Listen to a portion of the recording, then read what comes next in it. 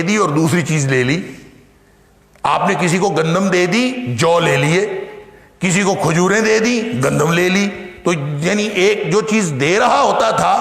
وہ بھی اسی طرح کا عمل ہوتا تھا جس طرح سے وہ لے رہا ہوتا تھا. لہذا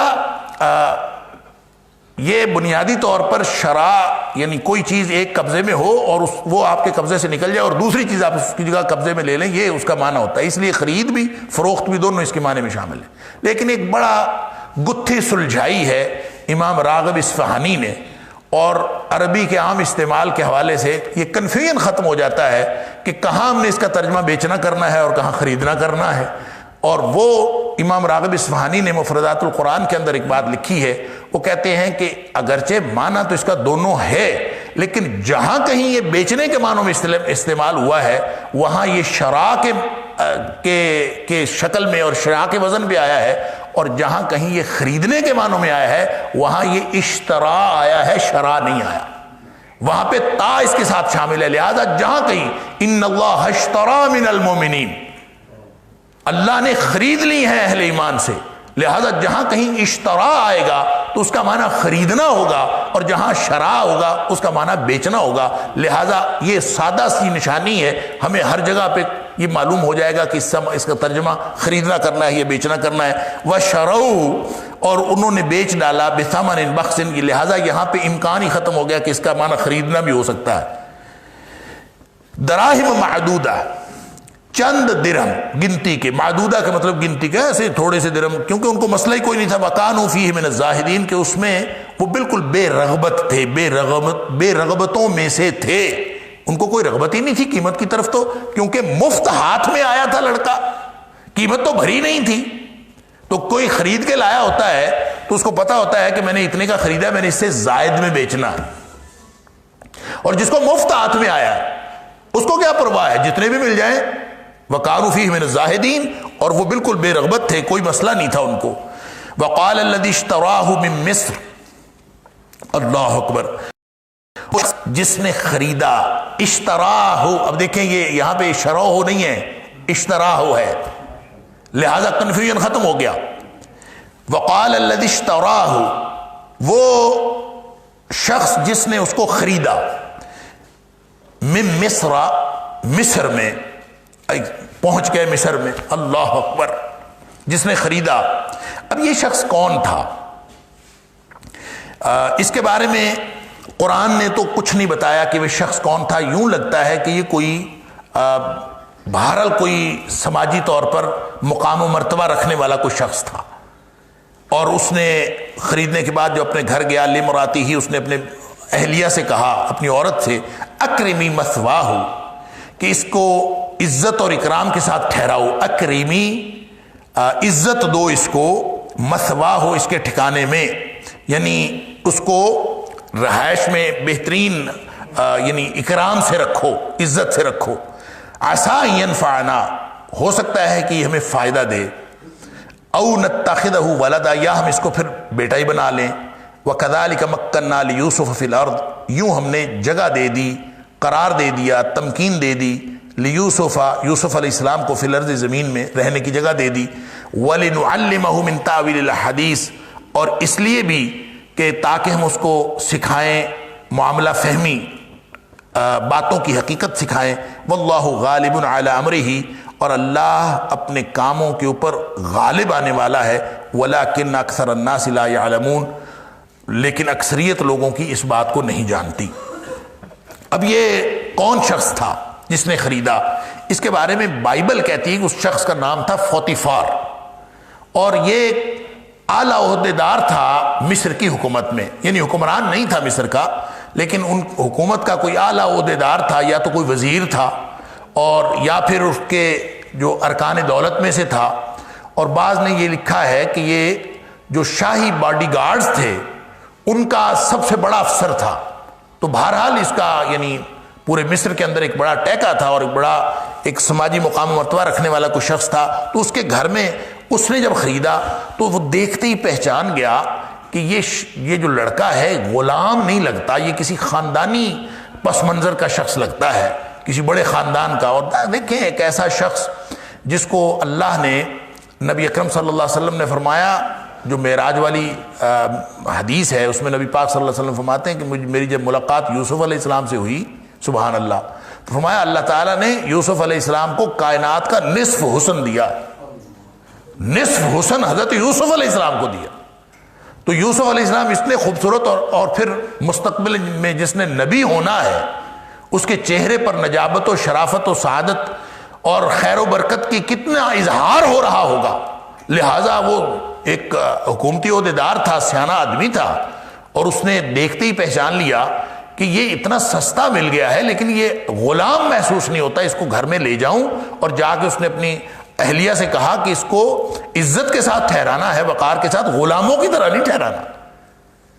ہو سکتا ہے ہم اس کو اپنا بیٹا ہی بنا لیں، اس لیے کہ اس کو گھر میں یہ بہت سارے کام کرے گا، اور اس کی شرافت و نجابت سے، ان کی صلاحیتوں سے گویا اس نے اندازہ کر لیا کہ یہ تو میرے لیے بہت زیادہ معاون ہو سکتا۔ اللہ اکبر۔ اور گھر کے معاملات میں یوں حضرت یوسف علیہ السلام دخیل ہو گئے کہ حضرت یوسف علیہ السلام کی جو ذاتی صلاحیت تھی، اس نے جس شخص نے خریدا اس نے خرید کے جا کے اپنے گھر اس کو غلاموں کی طرح نہیں رکھا، بلکہ گھر کے بہت سارے امور اس کے سپرد کر دیے، یوسف علیہ السلام کے سپرد کر دیے۔ یعنی مفسرین نے یہاں تک لکھا ہے کہ یوسف علیہ السلام، اب دیکھیں یوسف علیہ السلام اس وقت کتنی عمر کے تھے، اس پر بات گزشتہ درس میں ہو چکی کہ یہ کوئی ٹائم لائن ہم طے نہیں کر سکتے، اس لیے کہ جو ٹائم لائن ہمیں بائبل کے سورسز سے ملتی ہے وہ ٹائم لائن حضرت علیہ السلام کے واقعات کے ساتھ میل نہیں کھاتی۔ یعنی ان کا تو خیال یہ ہے کہ حضرت یوسف علیہ السلام جب کنویں میں پھینکے گئے تھے تو ان کی عمر 17 سال تھی، اور پھر 3 سال وہ یہ عزیز مصر کے گھر میں رہے، اور پھر اس کے بعد 10 سال وہ رہے جیل میں۔ 30 سال کی عمر میں ان کو نبوت ملی اور حکومت ملی، اور پھر اس کے بعد جو ہے وہ 80 سال انہوں نے حکومت کی ہے، اور کل عمر جو حضرت یوسف علیہ السلام نے پائی وہ 110 سال تھی۔ بائبل کی ٹائم لائن تو یہ ہے، لیکن یہ ٹائم لائن کسی صورت بھی درست نہیں ہو سکتی، اس لیے کہ یہ جو واقعات ہم نے پڑھ لیے ہیں، یہ جو حضرت یوسف علیہ السلام کے بارے میں ان کے بھائیوں کی گفتگو حضرت یعقوب علیہ السلام کے ساتھ کہ جناب اس کو ہمارے ساتھ بھیج دیں، آپ اس کی ہر وقت نگرانی کرتے رہتے ہیں، اس کی کیا ضرورت ہے؟ تو 17 سال کا نوجوان ہو تو اس کی نگرانی کی کیا ضرورت ہوتی ہے؟ مطلب جنگل کے ماحول میں اور دیہاتی بیک گراؤنڈ میں تو 14-15 سال کا بچہ وہ جوان ہو جاتا ہے، بالغ ہو جاتا ہے، تو پھر 17 سال کا تو کڑیل جوان ہونا چاہیے۔ تو اس کو کنویں میں پھینک دینا یا پھر مسابقہ کرتے ہوئے اس کو اپنے سامان کے پاس بٹھا دینا، تو یہ تو بالکل چھوٹے بچے کو بٹھایا جا سکتا ہے، اور چھوٹے بچے کو کنویں میں پھینکا جا سکتا ہے، اور چھوٹے بچے کے لیے یہ کہا جا سکتا ہے کہ اس کو ہمارے ساتھ بھیجیں، یرتع و یلعب، کہ چرے چگے گا اور کھیلے گا، تو چھوٹے بچوں کے لیے۔ لہٰذا یہ بائبل کی بتائی ہوئی جو عمر ہے اور وہ جو ٹائم لائن ہے وہ تو درست نہیں ہے۔ لیکن حضرت یوسف علیہ السلام کتنی عمر کے تھے واللہ اعلم۔ بچپن میں تھے، اور بچپن میں ہی کسی شخص کو دیکھ کر یہ کہا جا سکتا ہے کہ ہم اس کو بیٹا بنا لیتے ہیں،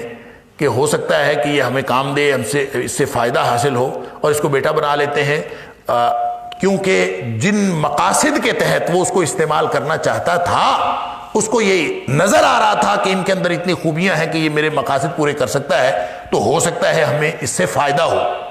تو فائدے کی توقع مستقبل میں حاصل کرنے کی وہ امید کر رہا تھا، یا پھر بیٹا بنانے کی۔ تو جو 17 سال کا نوجوان ہو وہ تو اپنا زندگی کا مقصد طے کر چکا ہوتا ہے، اور وہ اپنے تو معاملات کا خود عادی ہو چکا ہوتا ہے، لہذا اس کو آپ کوئی نئی چیز سکھا تو نہیں سکتے، اور اس طرح سے اس کو بیٹا بنا کے اور یہ ساری کیفیات یہ درست محسوس نہیں ہوتی۔ لیکن کتنے سال وہاں رہے، تو بائبل کا یہ بیان کہ 3 سال رہے یہ بھی درست نہیں، پتہ نہیں کتنے سال رہے، ہو سکتا ہے بچپن میں آئے ہوں اور پھر جوانی تک رہے، اس لیے کہ آگے جو واقعہ عزیز مصر کی بیوی کے ساتھ جو ہوا، یعنی زلیخا کے معاملے جو اس نے پھسلانا چاہا حضرت یوسف علیہ السلام کو، تو اس کا مطلب ہے جب جوانی چڑھ گئے تھے پھر اس وقت اس نے یہ حرکت کی۔ تو وہ جو یہ ٹائم سپین کتنا ہے واللہ عالم، ہم اس کے بارے میں کوئی بات نہیں کر سکتے، لیکن یہ ایک بات سمجھ آتی ہے کہ جب یہ اس کے گھر گئے تو یہ بچے تھے، اور جب وہاں سے نکلے تو یہ جوان تھے، 20 سال کے تھے یا 30 سال کے تھے، واللہ عالم، یہ اللہ ہی جانتا ہے کہ اس وقت ان کی عمر کتنی تھی۔ لیکن جو بات یہاں قرآن پاک کی اس آیت سے واضح ہوتی ہے وہ یہ کہ جس کی طرف ہمیں غور کرنا چاہیے، وہ یہ ہے کہ حضرت یوسف علیہ السلام کو بطور غلام اس گھر میں اگر ٹھکانہ مل بھی جاتا تو پھر اللہ کا یہ فرمان کہ کذالک مکننا لیوسف فی الارض، ہم نے زمین میں ان کو ٹھکانہ دے دیا، غلامی کی زندگی کوئی ٹھکانہ نہیں ہوتی۔ تو اللہ نے یہ آیات کا یہ اسلوب یہ بتاتا ہے کہ حضرت یوسف علیہ السلام کو اپنے گھر لے گیا اور اس نے اپنے گھر کے سارے امور آہستہ آہستہ ان کو سکھائے اور سکھانے کے بعد ان کے سپرد کر دے، اور پھر وہ خود بے فکر ہو گیا اور سارے گھر کے معاملات جو ہیں وہ حضرت یوسف علیہ السلام کے ہاتھ میں آ گئے، اور یوسف علیہ السلام نے آہستہ آہستہ ان کو اپنے معاملات میں اپنے گھر اپنی جو ان کی بہترین تدبیر تھی اور معاملہ فہمی تھی، اس کے لیے ایک ٹریننگ کی ضرورت تھی نا، کہ حضرت یوسف علیہ السلام نے آگے جا کے حکمران بننا تھا، آگے جا کے امور مملکت چلانے تھے، لہٰذا وہ معاملہ فہمی اللہ نے سکھانی تھی، اس کی ٹریننگ اللہ تعالیٰ نے عزیز مصر کے گھر میں کی ہے۔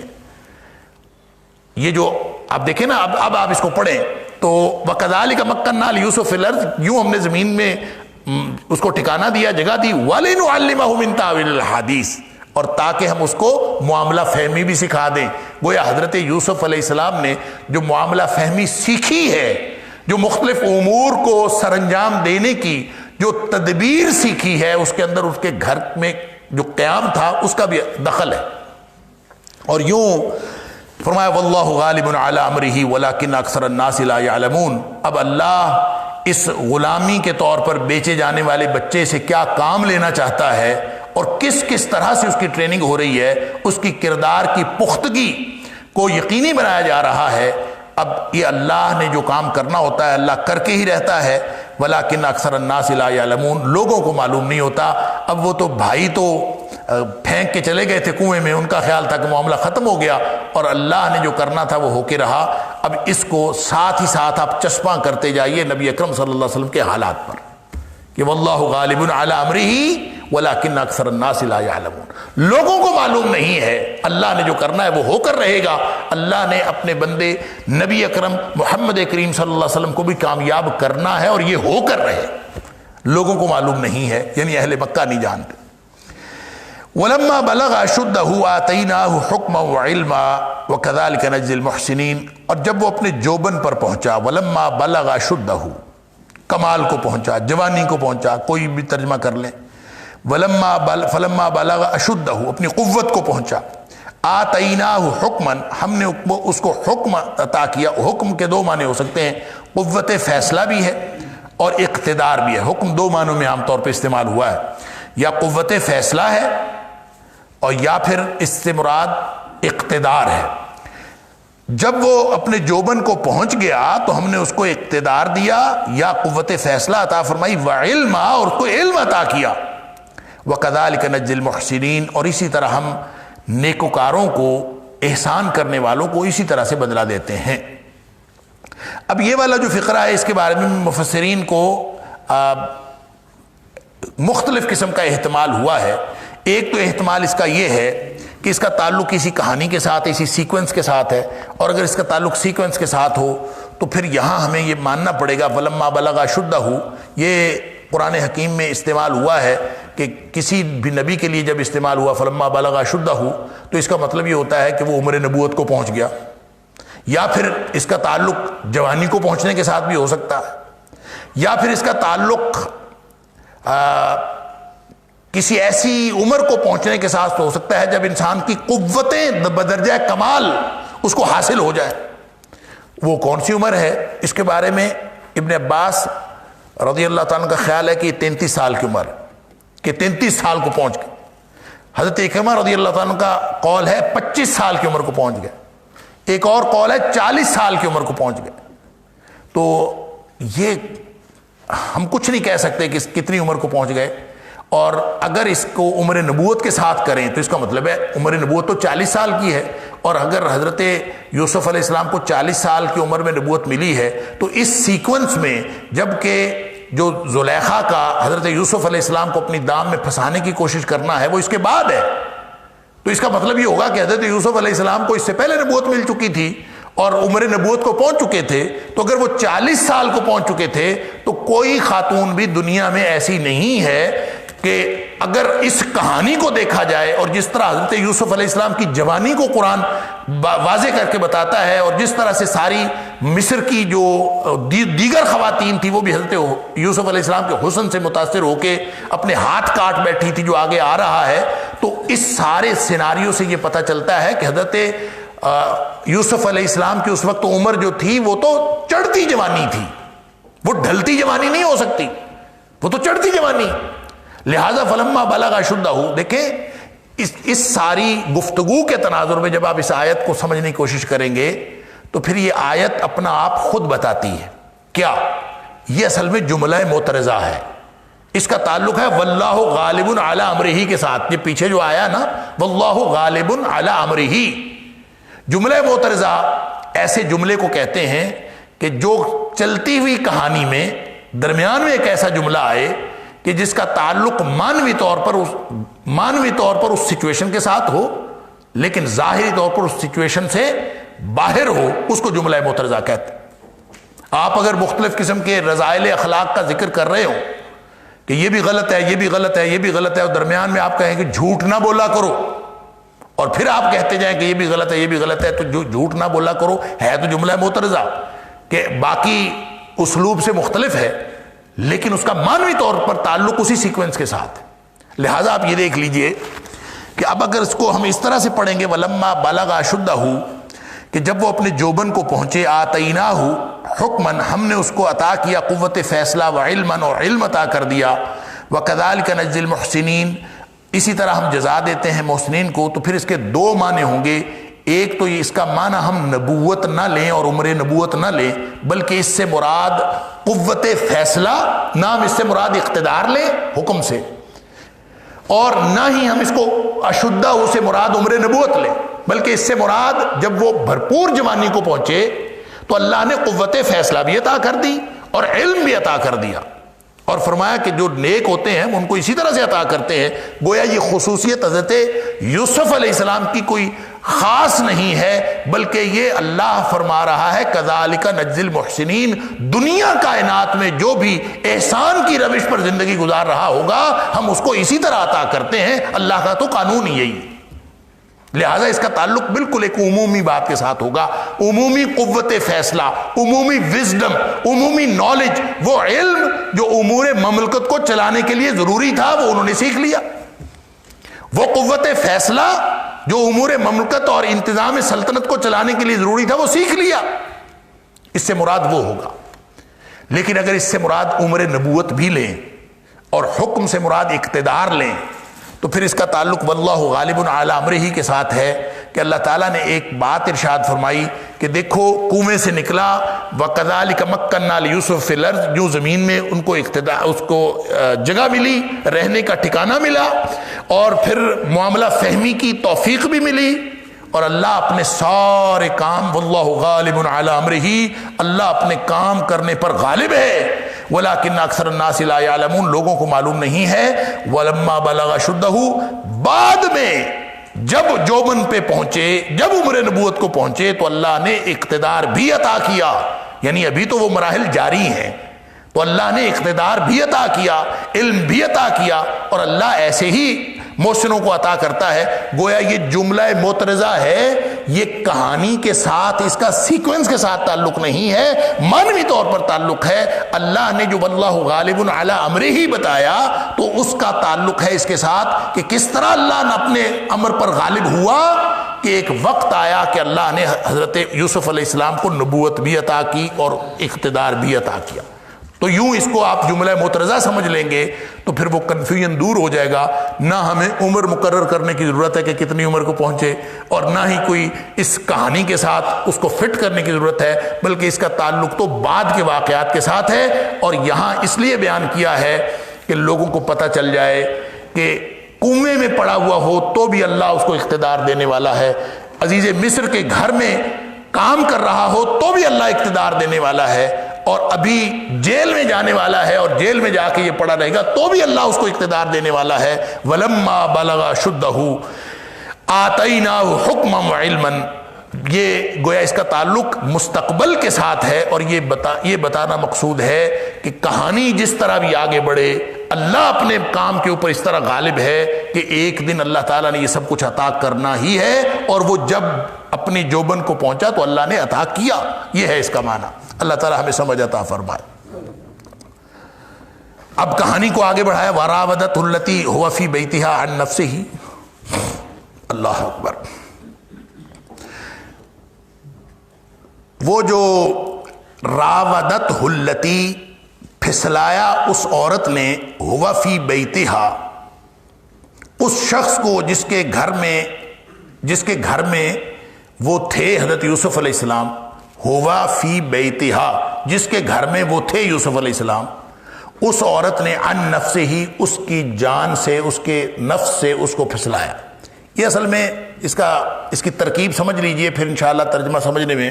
آسانی ہوگی. اللہ تعالیٰ مجھے اور آپ کو ہم سب کو سمجھ عطا فرمائے. راودہ جو ہے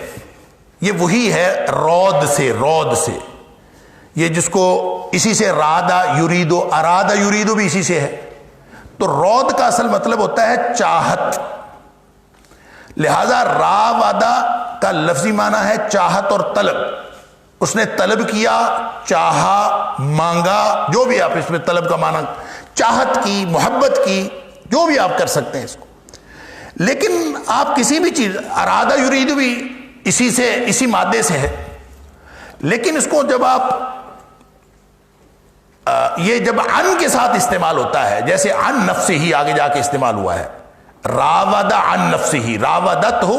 عن نفسہ، ٹھیک ہے. جب یہ ان کے ساتھ استعمال ہوتا ہے تو اس کا مطلب ہوتا ہے کہ دوسرے کی خواہش کے بغیر اس سے مانگا، دوسرے کی خواہش کے بغیر چاہت کی. تو جب آپ کسی کی خواہش کے بغیر اس سے کوئی چیز طلب کرتے ہیں تو وہ دو ہی طریقوں سے ہو سکتی ہے، یا وہ چھینا جھپٹی ہو سکتی ہے، اور یا وہ بہلا پھسلا کے ہو سکتی ہے. وہ دو ہی طریقے ہو سکتے ہیں. اس لیے جب بھی راودہ ان کے ساتھ استعمال ہو کسی بھی فقرے میں تو اس کا مطلب یہ ہوتا ہے کہ ایسی چال چلی جس سے دوسرے کو اپنی خواہش پر آمادہ کرنا چاہا اور اس کو اپنی طرف لانا چاہا. تو یہ گویا قرآن کا یہ بیان یہ بتا رہا ہے کہ حضرت یوسف علیہ السلام کی نہ کوئی خواہش تھی، نہ کوئی انوالومنٹ تھی، نہ ان کا کوئی میلان تھا، نہ ان کا کوئی رجحان تھا، بلکہ ان کی خواہش کے بغیر وراودتہ التی، اس عورت نے چاہت کی، ہوا فی بیتہا، جس کے وہ گھر میں تھے، عن نفسہ ہی، حضرت یوسف کے اپنی مرضی اور ذاتی خواہش کے بغیر پھسلانا چاہا، یعنی ان کو پھسلانا چاہا. لفظی ترجمہ یہی ہوگا. اب یہ آپ ترجمہ پھسلانا ہی کرتے جائیں، لیکن انشاءاللہ سمجھ آتی جائے گی کہ اس پھسلانے سے مراد کیا ہے. وغلقت الابواب، اور دروازے بند کر دیے. وقالت حیت لک، اور کہا کہ آ جاؤ. قال معاذ اللہ، کہا کہ اللہ کی پناہ. انہ ربی، وہ میرا رب ہے. احسن مثوایا، اس نے مجھے بہترین ٹھکانہ دیا ہے، اچھا ٹھکانہ میرا کیا ہے. انہ لا یفلح الظالمون، اور جو ظالم ہیں وہ کبھی بھی فلاح نہیں پاتے. اب یہ بڑی لمبی کہانی کو قرآن نے بالکل سکویز کر کے ایک چھوٹے سے فقرے میں بتا دیا ہے. ظاہر ہے کہ یہ جو غلقت الابواب ہے یہ اور بات ہے، اور راودت التی ہوا فی بیتہا عن نفسہ، یہ اور بات. یہ دو مختلف باتیں ہیں جو قرآن نے یہاں پہ جوڑی. یعنی اس کو آپ یوں سمجھ لیجئے کہ ایک لڑکا کسی کے گھر میں رہتا ہے اور اس عورت کو اس کی جوانی پر بڑا رشک آتا ہے، پیار آتا ہے، وہ اس سے اپنی خواہش پورا کرنا چاہتی ہے، اس کو مختلف ادائیں دکھاتی ہے اور مختلف حربے استعمال کرتی ہے اس کو اپنی طرف، اس کا رجحان کرنے کے لیے، میلان کرنے کے لیے، لیکن وہ کبھی کامیاب نہیں ہوتی. یعنی حضرت یوسف علیہ السلام کو اللہ نے ایسا پاکیزہ اور پختہ کردار دیا ہے کہ اس نے کئی سال، یعنی یہ جو اتنی سی بات ہے نا وراودتہ التی ہوا فی بیتہا عن نفسہ، یہ کوئی ایک دن کی بات نہیں ہے، کسی ایک واقعے سے متعلق نہیں ہے، بلکہ یہ کئی برسوں کی کہانی ہے کہ کہ اس نے اپنے پھسلانے کے اوپر اس کو، حضرت یوسف علیہ السلام کو پھسلانے کے اوپر اس نے ایک عمر بتا دی تھی، پتہ نہیں کتنا عرصہ لگا. جب اس نے اس کو یقین ہو گیا کہ یہ تو میری بات نہیں مانتا اور یہ آمادہ نہیں ہوتا، کوئی میلان نہیں ہے، کوئی رجحان نہیں ہے، تو پھر اس نے وہ حرکت کی جس میں اس نے اپنی اتھارٹیٹو پوزیشن کو استعمال کیا. جو میں نے عرض کیا کہ راودہ چاہت ہوتی ہے، طلب ہوتی ہے، اور طلب ہمیشہ یا تو دوسرے کی خواہش کے مطابق ہو تو اس میں کوئی رکاوٹ نہیں ہوتی، وہ پیار محبت کے ساتھ ہو جاتی ہے، اور اگر وہ دوسرے کی خواہش کے خلاف ہو تو آپ کو منصوبہ بندی کرنی پڑتی ہے، پھسلانا پڑتا ہے، بہلانا پڑتا ہے، مختلف حربے استعمال کرنے پڑتے ہیں. وہ ہو چکے، اس سے کام نہیں بنا. تو اب اس نے ایک کام کیا کہ اس نے ایک کمرے میں بند کر کے اور اس کو اپنی اتھارٹی استعمال کر کے کہ تم ہمارے گھر کے غلام ہو، میں اس گھر کی مالکن ہوں. پھر اس نے کہا غلقت الابواب، دروازے بند کر دیے، وقالت حیت لک، اور پھر اس نے کہا کہ ادھر آؤ، اب تم کہاں جاؤ. گویا یہ بات اور ہے، اس کا تعلق اس وقتی جو واقعہ ہے جو وقوع پذیر ہوا ہے اس کا اس کے ساتھ تعلق ہے، اور جو پچھلا حصہ ہے آیت کا اس کا تعلق گویا اس ساری کہانی کے ساتھ ہے جو شروع سے لے کر وہ فریفتہ تھی حضرت یوسف علیہ السلام کی جوانی پر. اس نے جتنی حرکتیں کی تھی وہ ساری اس آدھے فکرے کے اندر اللہ تعالیٰ نے یہ اسلوب، یہ اعجاز ہے قرآن کا کہ پوری کہانی آدھے فکرے کے اندر اللہ کریم نے سمیٹ دی. وغلقت الابواب، اب جب دروازے بند کر کے اس نے کہا حیت لک، یہ تو اسی سے کہا جا سکتا تھا نا جس کے ساتھ پہلے پلاننگ ہوئی ہو. اگر حضرت یوسف علیہ السلام اس کے دام میں پھنس گئے ہوتے تو اس کو یہ کرنے کی ضرورت ہی پیش نہ آتی. اس نے اپنے سارے حربے استعمال کیے، لیکن سارے حربے استعمال کرنے کے بعد کامیاب نہیں ہوئی، تو اب اس نے اتھارٹی استعمال کی، اب اس نے اختیار استعمال کیا. اور اختیار استعمال کرنے کا طریقہ کیا کیا کہ اس نے اپنی خوابگاہ میں اس کو، ظاہر کام کرتے تھے، گھر میں رہتے تھے اور گھر کے جملہ امور ان کے ہاتھ میں تھے، لہذا کوئی بھی جگہ، کوئی بھی گھر کا ایسا حصہ نہیں تھا جہاں وہ جا نہیں سکتے تھے. تو ایک دن اس نے موقع پایا کہ اس کا شوہر موجود نہیں تھا خاتون کا، تو اس نے اپنی خوابگاہ میں لے جا کے دروازہ بند کر دیا، دروازہ لاک کر کے قالت حیت لک، اب اس نے حکمن کہا کہ ادھر آؤ، اب میری بات مانو. یہ ہے وہ موقع کہ وہ یوسف علیہ السلام جس کو اللہ تعالیٰ نے کردار کی پختگی بھی دی تھی، پاکیزگی بھی دی تھی اور عظمت بھی عطا کی تھی اور معاملہ فہمی بھی دی تھی، انہوں نے کہا قال معاذ اللہ، میں تو اللہ کی پناہ میں آتا ہوں، انہ ربی احسن مثوایا، وہ میرا رب ہے، اس نے مجھے اتنا بہترین ٹھکانہ دیا ہے. انہ لا یفلح الظالمون، اور ظالم کبھی کامیاب نہیں ہوتا اور اللہ کبھی ظالموں کو کامیاب نہیں کرتا. تو میں یہ حرکت میں کروں، میں ظالموں میں سے ہو جاؤں؟ اللہ کی پناہ میں آتا ہوں، میں نے یہ کام نہیں کرنا. اب بعض لوگوں نے ربی سے مراد یہ لیا ہے کہ انہوں نے اپنے مالک کا حوالہ دیا. رب کا لفظی ترجمہ مالک بھی ہوتا ہے، تو وہ جو اس کا شوہر خاتون کا جو گیا ہوا تھا، جس کے بارے میں مفسرین نے لکھا اس خاتون کا نام زلیخا تھا، تو وہ اس زلیخا کا شوہر جو باہر گیا ہوا تھا، تو اس نے اس کا ذکر کیا انہ ربی، کہ دیکھو یہ جو میرا آقا ہے اس نے مجھے اتنا اچھا گھر دیا ہوا ہے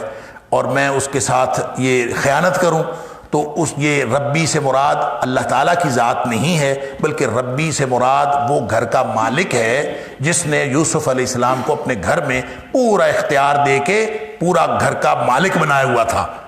تو جنہوں نے ایک بہترین جس نے کہا تھا اکریمی مسواہ ہو، اس کو عزت اکرام دینا ہے، غلاموں والا مقام نہیں دینا، تو اس کے بارے میں انہوں نے کہا. یہ دونوں تفسیریں مفسرین نے لکھی. جن لوگوں کا خیال یہ ہے کہ اس سے مراد اللہ کی ذات ہے اور یہی اس سے مراد ہونا چاہیے، وہ یہ کہتے ہیں کہ ایک نبی اگرچہ لغت کے اعتبار سے اور قرآنی اسلوب کے اعتبار سے، دونوں اعتبار سے یہ بعید از قیاس نہیں ہے کہ ربی سے مراد آقا ہو. یہ بھی ہو سکتا ہے، بالکل دونوں چیزوں کا امکان ہے. جن لوگوں کا خیال یہ ہے کہ یہاں اللہ کی ذات مراد ہے، ان کا خیال یہ ہے کہ ایک نبی جو ہونے والا نبی حضرت یوسف علیہ السلام، حضرت یوسف علیہ السلام سے یہ بعید ہے کہ وہ اللہ کی ذات کو چھوڑ کر وہ مالک کا حوالہ دے. لہذا ایک ویسے تو لغت کے اعتبار سے تو ہو سکتا ہے، لیکن ان سے یہ بعید ہے کہ ایک نبی اپنا سہارا کہ مجھے ٹھکانہ دینے والا میرا یہ مالک ہے، گھر کا مالک، وہ اس کا حوالہ دے. یہ اس ایک نبی کی شان سے یہ کم تر بات ہے کہ اس کا حوالہ دے. وہ ہمیشہ اپنی ہر معاملے کو اللہ کی طرف ریفر کرتا ہے. لہٰذا وہ کہتے ہیں کہ اس سے مراد گھر کا مالک نہیں بلکہ ربی سے مراد اللہ کی ذات ہے جس کا حوالہ یوسف علیہ السلام نے دیا. جو دوسرے مفسرین ہیں جو کہتے ہیں کہ نہیں اس سے مراد وہ گھر والا آقا ہے، گھر کا مالک ہے، ان کی دلیل یہ ہے کہ وہ کہتے ہیں کہ اگر یوسف علیہ السلام اللہ کی ذات کی بات کریں اس کے ساتھ، زلیخا کے ساتھ، تو زلیخا تو اللہ کو مانتی ہی نہیں تھی، اس کے لیے اس کی کیا حیثیت تھی؟ تو اس کی جو حیثیت تھی اس کو سمجھانے کے لیے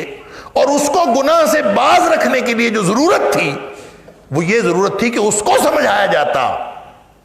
کہ یہ جو گھر کا مالک ہے نا، کچھ اس کا ہی خیال کر لو،